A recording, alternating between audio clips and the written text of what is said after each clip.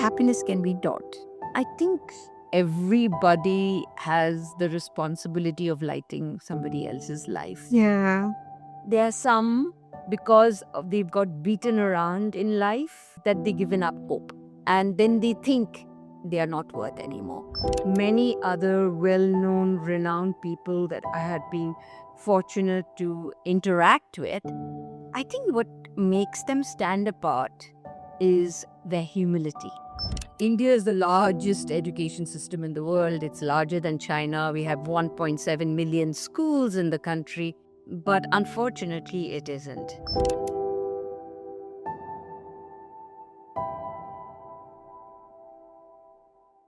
The greatest hunger is not for bread.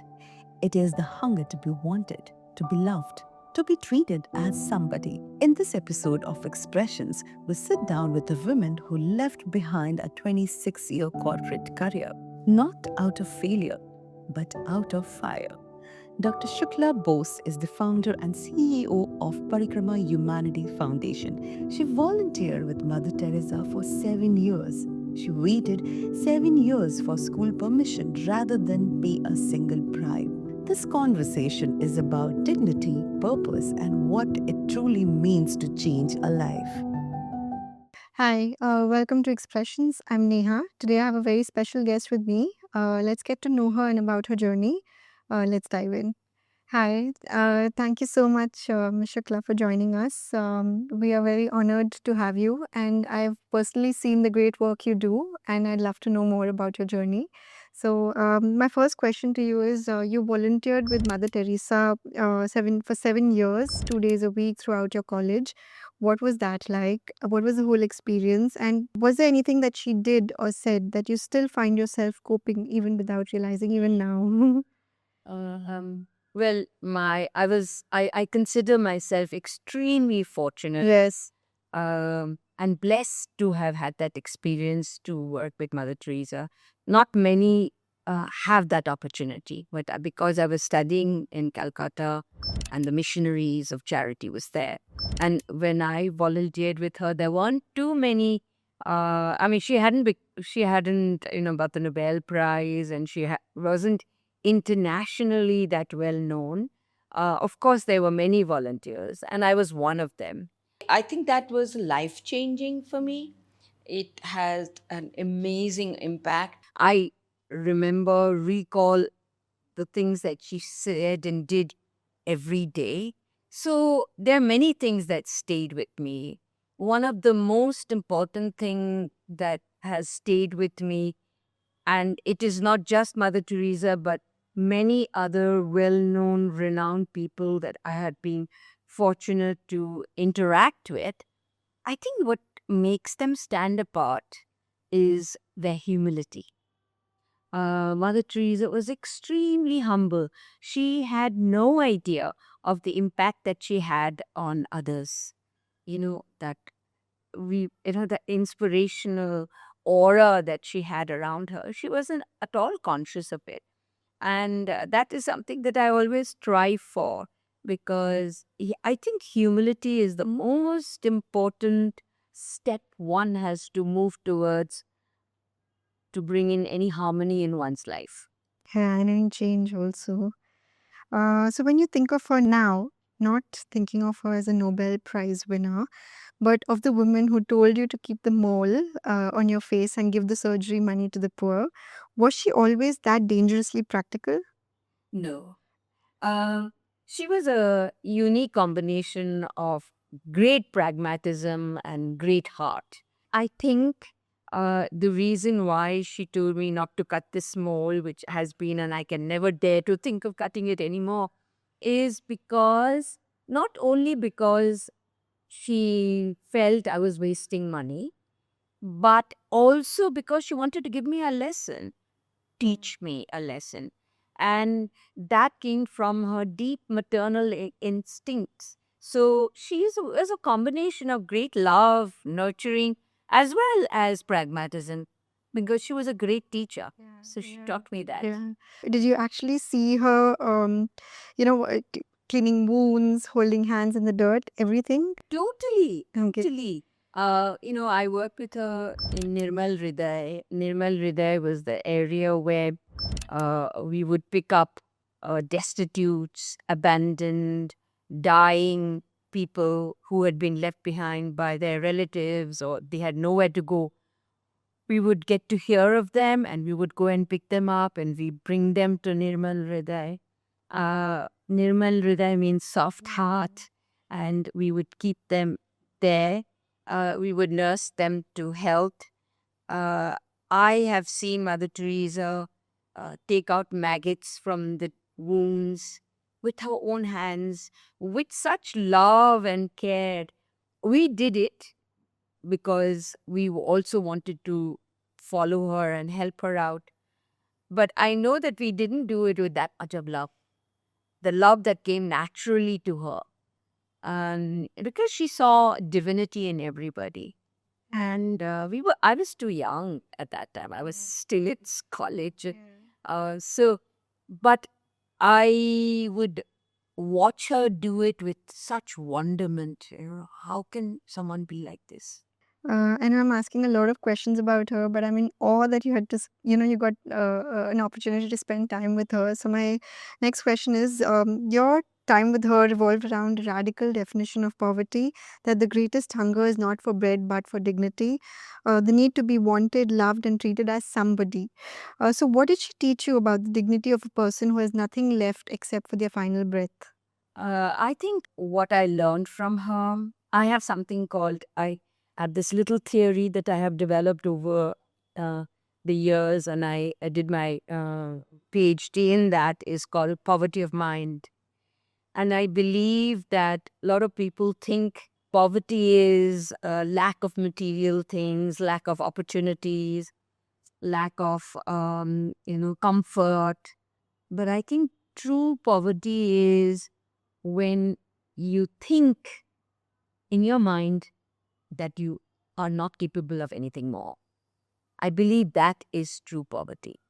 Because I really believe, and so did Mother Teresa, I really believe that every human being has great potential, but there are some, because they've got beaten around in life, that they've given up hope. And then they think they are not worth anymore.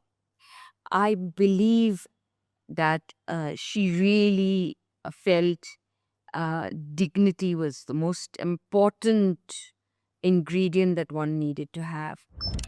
So in my school, as I said, that I run schools for street, slum, and orphan children.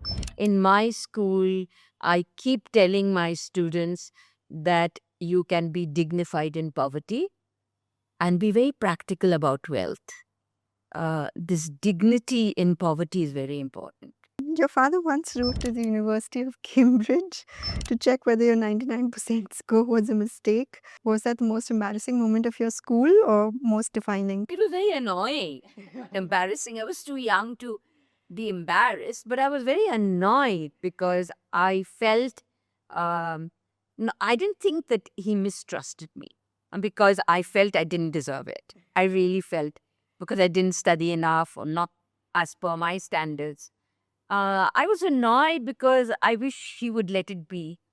But it was a very defining moment in my life because that was where I learned to be upright, to be absolutely scrupulously honest, and to test out everything to, I also learned from him to ask questions why. That's that. So it wasn't embarrassing. I thought he was a very mean father at that time. But later on, when I matured and I began to understand, I thought what courage he had. Yeah. Because, Most parents would. most parents wouldn't. In fact, they would petition for increasing marks. Here, he questioned the university for giving me such high marks. Thankfully, they came back saying that their assessment was correct. But they could have said no. Yeah. Then that would have been embarrassing for me. But what do you think of the education system now? Do you think that they put a lot of pressure for marks, and is that very important? And What do you follow in Parikrama school? I mean, how does that work there? India is the largest education system in the world. It's larger than China. We have 1.7 million schools in the country. We have 8.7 million teachers in the country. So, in that sense, we really ought to have a better education system because our penetration is higher, we are more accessible, but unfortunately, it isn't. The reason there is uh, numbers don't count, numbers don't count. So we may have many schools, but there's only one teacher in Yeah. in many of the schools teaching all the subjects to all the grades. So the quality of learning is very poor. Yeah. I would say quality of learning and not teaching. And that shift is very important because many of our teachers just teach. They don't and are not concerned about what the child has learnt. Yeah. And that's the shift that we are trying to do in Parikrama. My children, we have 2,000 children coming to 4 schools. These are all free schools. We also have a junior college for grade 11 and 12.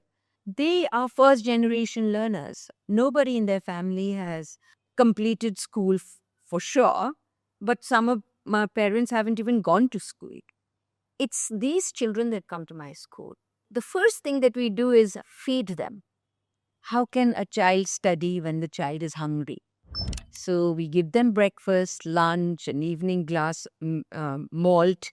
I wish I could give milk, but I give them ragi malt and water and some snacks before they go back home.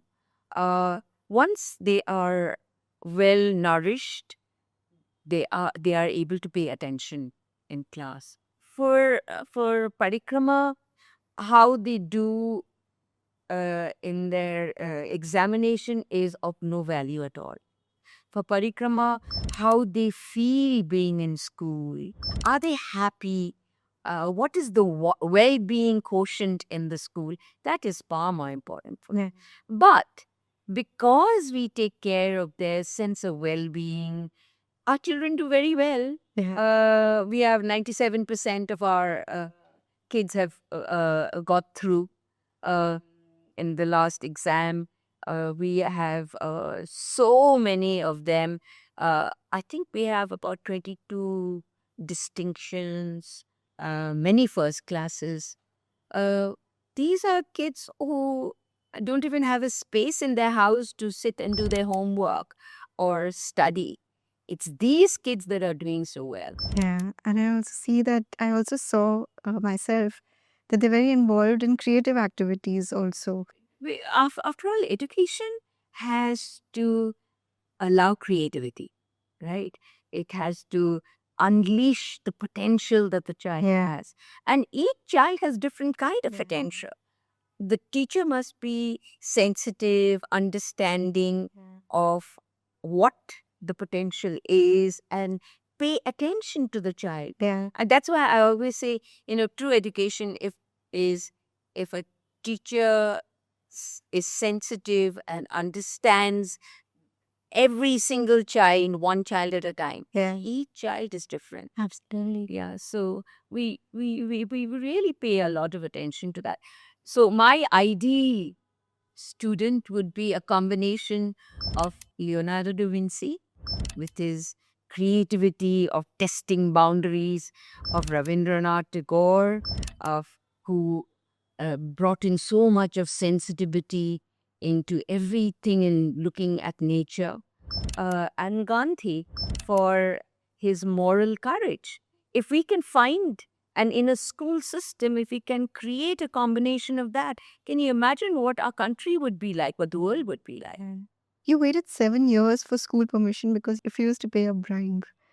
Honestly, was there ever a night that you almost gave in that time? Many nights, many nights, because I would be told by well-wishers that because of your principle, you are depriving your students of a great opportunity. And that would bring in a great moral dilemma. What am I doing? Am I being, is this is this egoistic? Is this something, is this an extension of my personal ego, or is it my sense of integrity by itself? And then I told, I had a conversation with my kids, and I said, what do we do? Okay, in this kind of a situation, they said, they all call me Akka. So, Akka, never pay. So I said, but if I don't pay and I don't get permission, then you will not be able to go to the next class. Then they sat, and when they realized that they were going to get offended, they thought for a moment. The class was divided. Many of them said, Akka, doesn't matter. We will learn on our own. We will not sit for exams. They were delighted that they wouldn't have to sit for the exam, that they could come to school. The school will run. There were some who said, Akka, it's not just for us, it's also for students that will come behind us. So what should we do? And there was one boy who said, I still remember him so well. He's now an interior designer doing extremely well. He said, Akka, you go and give the bribe, but you take a video and then make them responsible. So it was very key. I mean, I think it's important for students of any age to do critical thinking. Yeah, and I like the way you involved them in this problem, So, It's their school. yeah. To know. Yeah. Also, someone once offered a large donation, but with conditions that would have compromised Parikrama's values. And you walked away. How do you say no to money when so many children are dependent on you for the same? Yeah, that was a very, very traumatic moment for me. I remember I walked away from that meeting and in that building, and then I was standing in front of the lift and waiting for to go down, and I started crying. I cried because I said it was a large sum of money. I cried because, again, the conflict is, oh, am I depriving my children of opportunity? But on hindsight, that was the best decision I made. Because if you give in Yeah. in the early stages because you're so desperate for support, then you give up your principles and values, right? So what is there for you? Because after all, as an educator, I'm trying to make principled human beings, good citizens of the country. It's not just certificates, right? Yes. So that, I think, was one of the best decisions I made. Yeah. And it worked out well after that? Yeah, it worked out well. In the sense, I talked about this and people came forward and supported me. So you also said you want to eventually hand Parikrama Humanity Foundation over to your own alumni, and that the students themselves one day will run the institution. I mean, you built this with your own life savings. So most founders struggle to let go. How was that easy for you? I don't want to very confidently say I have arrived, but that's something that I've been thinking about for a long time, and I have told my alumni about it. It means I'm really grooming leaders within the Parikrama alumni. We have 1,700 alumni who are software engineers in multinational companies, doctors, nurses in international, outside the country. I have entrepreneurs. So they are already leaders in their domain. Now I want them to also spend some time wanting to take charge of Parikrama. I have 33 Parikrama alumni who've come back after having done their thing, graduated, gone for studies, come back and are teaching in Parikrama. So that's the kind of values that we want to plant. About letting go, I keep telling I was in one interview, I was asked how do you see yourself 15 years down the line? And I said, I see myself in a wheelchair being wheeled into a parikrama morning assembly. But what was special about that assembly was it was a school started by a parikrama student. And that is also likely to happen very soon. Wonderful. What are three most important things required to successfully run an institute like Parikrama Foundation? The most important thing is determination and grit, not giving up. Because there are moments when things, don't go your way and you Like, say, what the hell? Yeah, I mean, this is not for me. I just give up. So being determined is extremely important. And clarity of thought of why are you doing this? And that I learned from Mother Teresa. She would say, you need to have clarity, you need to have conviction, you need to have commitment, you need to have courage, you also need to have compassion. So I think knowing what you want to do, how you want to do it, being very clear about it is very important. Because then no one will shift you. You will not waver in your thinking. That's very important because otherwise, a lot of people come when you're starting, a lot of people come with a lot of advice. But if you know what you want to do, then you don't move around. yeah. So grit, determination, great amount of clarity, and good communication skills. I think these are very important. Yeah. So you've said that Parikrama Humanity Foundation isn't about changing how poor people, children see themselves. It's also about changing how the rich see the poor.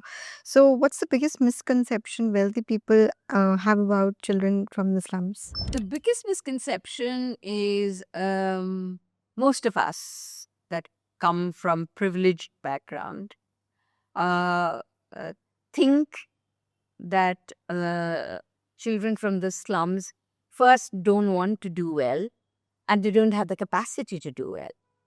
That's the biggest myth because actually these children have far greater potential than many other privileged kids. The reason for that is they have no fear of failure. They have nothing to lose. So they try, they don't give up. And so yeah, I think when I announced that I was going to give up my corporate job and do start Parikrama and take the risk of investing my entire life savings into it because I didn't want to go and ask anyone for money till I had something to show. I the all many of my well wishers, friends said I was doing a very foolhardy thing because why invest in something that I was never sure of? And that time, to be very honest, I had this gut feeling that if I did everything with utmost commitment and sincerity, it would work. But I didn't fathom the extent of success. So it required a great amount of hard work and perseverance. But this assumption that the general public has that children from the slum, why are you having an English medium school for these kids? You should have a vocational school because they'd be very good at that. And I was saying, I don't mind vocational schools because I think vocational training is extremely important in the education system and it should be embedded in all curriculum, to do things, to work with your hands, extremely important. But why are you assuming that only kids from poor families can do that? Because I don't mind having a vocational school, but I definitely want to have a regular school. And that's exactly what we do. Is there any one Parikrama Humanity Foundation student story that has stayed with you, has touched you? Yeah, I have many. it's difficult to choose one. But I tell you about, I've told this story often, but it's something that I will always remember. Is, in one of our schools we have kids whose both parents or one living parent is in life term prison. So we have these kids coming to our school, and and we teach these kids the regular parikrama, and we don't treat them in any way differently. In fact, very few of us know about their background, because it's not necessary for everyone to know that this child's father is a murderer, or it's not required. But I have a team of social workers, and I would make them take these kids to visit their parents in the prison once a month. And so I had this little boy, a 7-year-old boy, who would go to meet his father, and his father was a hardened criminal. Okay, was incarcerated because he had committed 7 murders outside, and he had a lot of disciplinary issues inside the prison as well. So he was isolated, but he was allowed to see his son when his son would go once a month. And what does a little 7-year-old talk about with a hardened criminal, right? He would take his nursery rhymes and color books and sit with his father, and he would say, "Have you brushed your hair? Have you brushed your teeth? You've got to brush your teeth twice a day. You have to have a bath." And all the things that we would tell him, he would go and tell his father, and then he would teach him alphabets and all.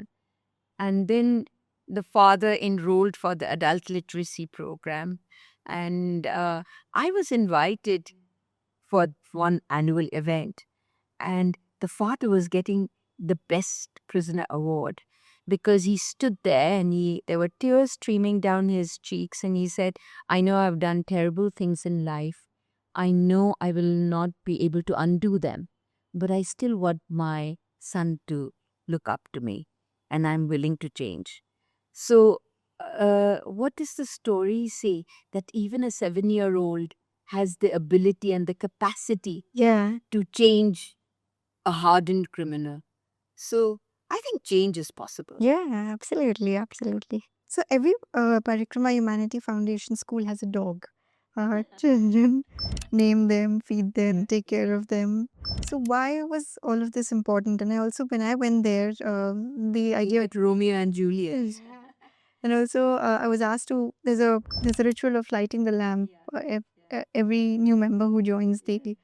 So why the ritual? Why was this so Okay, I think important? if you're trying to create sensitive schools, and all schools should be sensitive, not only for marginalized children, schools generally should be sensitive. But particularly, it's of utmost importance in schools like ours. I think the way to be sensitive is also to embrace other living things in the planet. The world is not just made for humans, the world is for everybody. And to begin with, let's do dogs. So my kids have picked up these dogs. These are all dogs that are, they are all rescue dogs, little pups that they found in the streets and all brought in. And I made them study Shakespeare and choose names from them. So I have Romeo and Juliet, I have a Cleopatra, I have a Titania, I have a Bianca. Oh, wonderful. Yes. And so what happened is a 2-in-1, right? They got to know the Shakespearean plays Yeah. that they had to choose a name from, Yeah. and they take care of these Yeah, ducks. yeah. I wish they would take care a little more, but I think they get too busy in the class in the school. Yeah. And so I have cats and dogs being picked up by my kids because Akka, we need to give it a home, and then it becomes too much, right? Because then anyway, we just love it. About lighting the lamp, I think everybody has the responsibility of lighting somebody else's life. Yeah. So that's symbolic. So when you came and you lit the lamp, it was giving light to our school and other children. Yeah. Wonderful. So you've spent 24 years walking through slums, witnessing suffering on daily basis. How do you stop your own spirit from becoming heavy? It's tough. It's tough. I know that, during admission. So when we started, nobody knew about us, right? So we would have to knock on everybody's door and say, do you have children that you want to send to school? Are they going to school? Will you send them to our school? And nobody knew us. So, but we had to really convince them. So the first meeting was under a tree in a temple yard or a church courtyard. We moved since then. We began with 165 kids on a rooftop with 11 staff members. Today we have 2,000 kids, 4 schools, a college, and we've adopted 7 government schools. So we're kind of, in that sense, growing. Um, I think when and now earlier when we would beg parents to send them to us to our school, today we have this onerous task of saying no to many parents and saying we are full, we can't take you.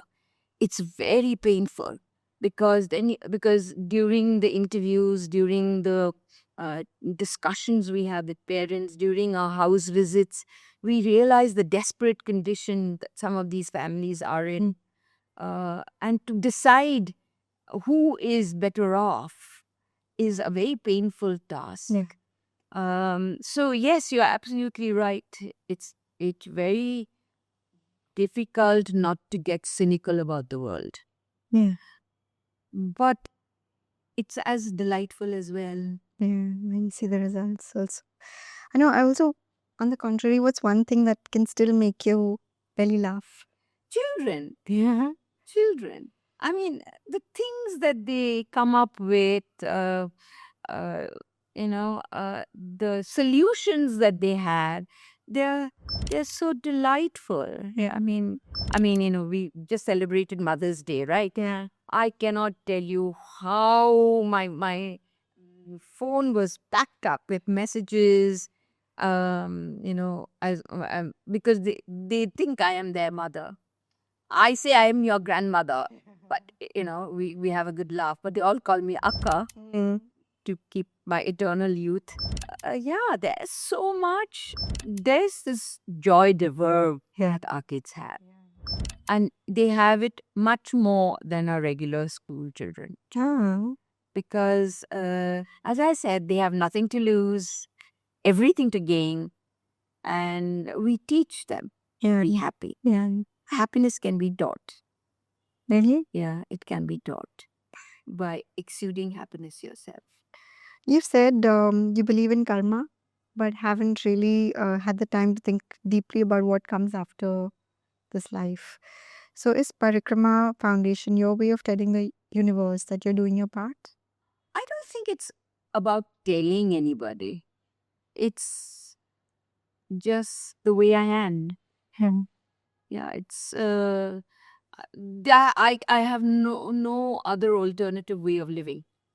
You're doing so much good karma, so I'm sure you've. I don't. I don't measure the karma, but I tell when I get my teachers or to do a difficult task. Yeah. I say, listen, that's good karma.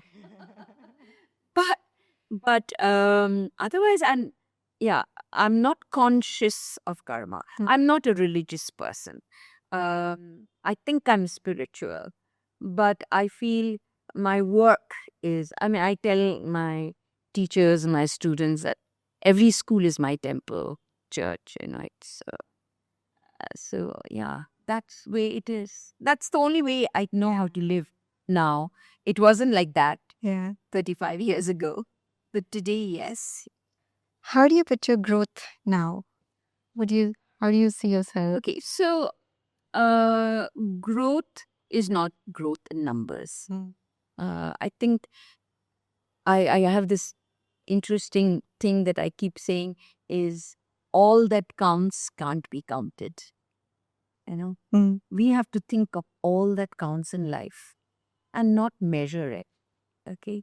So I know a lot of people would say, how many more schools, how many colleges, how many children? And I don't say that. I'd say, how many lives changed? Mm. And I think that is growth. Yeah, absolutely. Yeah, because every life changed. Like, give you an example. I have a student whose father was an alcoholic cobbler. He would sit outside very close to our school. Most of the time, he would be drunk. And I had this student who studied with us, really bright boy. And he would also help his father by sitting and doing his homework in the little shed. And then he enterprisingly also added green coconut. So he would also sell green coconut in when there was no school. And I- then he did well. He wanted to be a doctor. Unfortunately, he couldn't cut the grade, and so. But I knew that he would have been very good um, in serving, and so we sent him for nursing, and he got a degree in nursing, and he is now the head of emergency of a very, very large uh, group of hospitals. His life has changed, but more importantly, everybody around him also has begun to think differently, Yeah. right? Yeah. So we say that any child that has been in parikrama will no longer live in the slums. Yeah, so they will live with greater dignity. Slums have a very claustrophobic impact on little growing children. Yeah, there's so much of violence, there's so much of uh, deprivation. So it's what they see every day. It's the violence that they see every day, the aggression. But I don't want any child who's been in parikrama and graduated from parikrama to ever live in the slums, and that is exactly what's happening. Yeah. So it has a ripple effect. And it's so fulfilling, right? Yeah. And so, thank you so much. It was so nice talking to you, and so nice to see and the work that you do and the lives that you touch.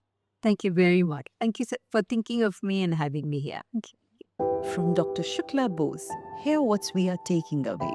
That talent is not enough. Integrity is non negotiable, and one person with conviction can rewrite the futures of thousands. She didn't wait to be powerful, she just began.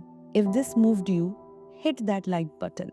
Share it with someone who needs to hear this, and subscribe so you never miss a conversation like this. See you in the next episode.